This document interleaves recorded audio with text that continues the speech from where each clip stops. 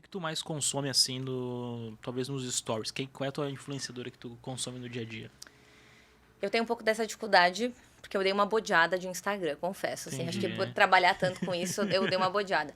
Mas eu ainda consumo muito Bianca Andrade, consumo ainda muito Mariana Saad, que são as que eu cresci vendo, né? Virgínia consumo bastante também, de influenciadora mesmo, né?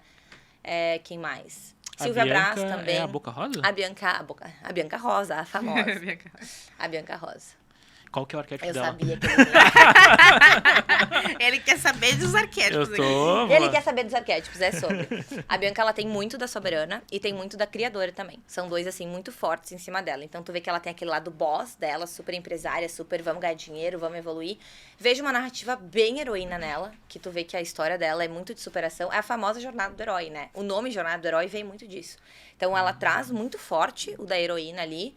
E eu vejo muito da criadora também na questão da imagem dela como um todo, né? Ela teve uma mudança, passou por até um reposicionamento imagético agora. Ela tá sempre com um corte diferente, uma peça diferente, cores diferentes, sempre gerando um certo impacto ali. Então, pra mim, essa é a tríade mais visível, realmente, da Bianca.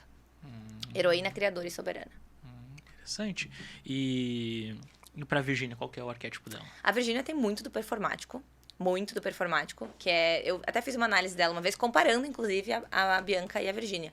E foi uma comparação interessante, porque nesse post, eu lembro que a Bianca postou, isso a gente fez no último captação que a gente teve do Além da Taça. Foi muito bom, deu muitos leads pro nosso evento, foi maravilhosa a estratégia. Mas eu peguei uma fala da Bianca que ela falava assim: se você quer ser vista como empresária, se vista como uma empresária. Use blazer, corte o cabelo, né, e tal. E aquilo ali me pegou muito, porque... Qual é a tua visão de ser empresária, né? Porque pra ela, por ela ser soberana, essa é a visão dela de ser empresária. Mas isso não... Vai polemizar esse podcast. Mas isso não diminui a posição da Virgínia de empresária. Eu concordo totalmente que a imagem que a Bianca passa é muito mais de empresária do que da Virgínia. Lógico, e ela estava falando de uma imagem pessoal estratégica. Mas uma pessoa que segue a Bianca e não tem noção nenhuma, a gente volta para aquela coisa de ela vai se adequar àquilo que a Bianca falou e talvez nem seja dela. E por uma etapa, por um tempo, eu fiz isso, né? Por uns 6 meses ali, eu me fechei a uma imagem pessoal porque eu queria comunicar uma mensagem. Mas isso não pode ser para sempre. Então, a Virgínia vem para um lado muito mais da performática, né? Ela tem um quê muito maior da alegria, da diversão, da risada. E eu vejo ela muito na Amante também, assim. Esse senso que ela tem de família, de conexão, não é tão da Inocente. Não é aquela coisa que a Inocente também tem. Mas é muito mais uma mãezona, uma família. Ela quer estar com a galera dela. Ela tem uma conexão muito forte com o público dela também. Então, são dois muito fortes ali que eu consigo Ela é o cara identificar. comum também? A Virgínia, acho que... Não tanto. É. Não vejo tanto. Deixa eu pensar se tem alguém de cara comum que eu Porque conheço. quando eu vejo mais pra fins de estudo, né? Como se fosse um biólogo ali estudando, né? Olhando ali essa selva que é o Instagram. Eu vejo sempre ela sem maquiagem, em casa, mais despretensiosa, assim. Porque pra mim o cara comum me pegou muito com essa despretensão.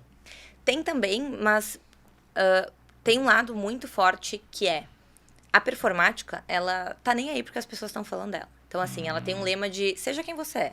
A performática é muito autêntica. Então, ela tá cagando e andando, literalmente, porque as pessoas estão pensando dela.